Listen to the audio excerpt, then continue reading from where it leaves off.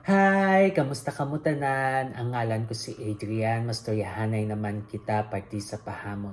Ini nga pahamot nga luyag ko istorya sa inyo subong tawag siya Delices de Cartier, Eau de Parfum for Women. Iyan siya ni Cartier.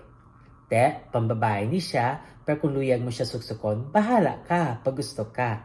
Kag Eau de Parfum ni siya, botang balon, isa ka braso kalayo bago ka masimutan. Te, ano ni siya klase nga pahamot? Bali sa tsura niya pa lang, do prutas. Ano nga klase nga prutas? Cherry na. Nami ni siya nga timpla sang cherry nga pahamot.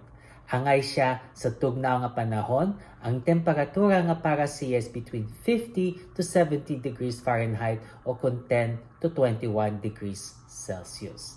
Te, anong iya nga mga nota? For the top, we have cherry, pink pepper, kag bergamot. Na ang cherry, masimutan mo siya dayon pagka-spray mo sa imo. For the mid, we have violet, jasmine, kag freesia.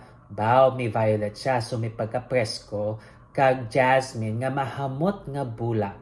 Kag for the base, we have tonka bean, amber, sandalwood, kag musk. Ang musk amo nang gadakop sa hamot para hindi magstudo-todo lapta. Te, kabay pa nga namian kamo sini nga pahamot. Kag kung may iban pa kamo nga mapahamot nga luyag istorya sa akon, ibilin nyo lang sa comment section. Sa daso naman, bye-bye!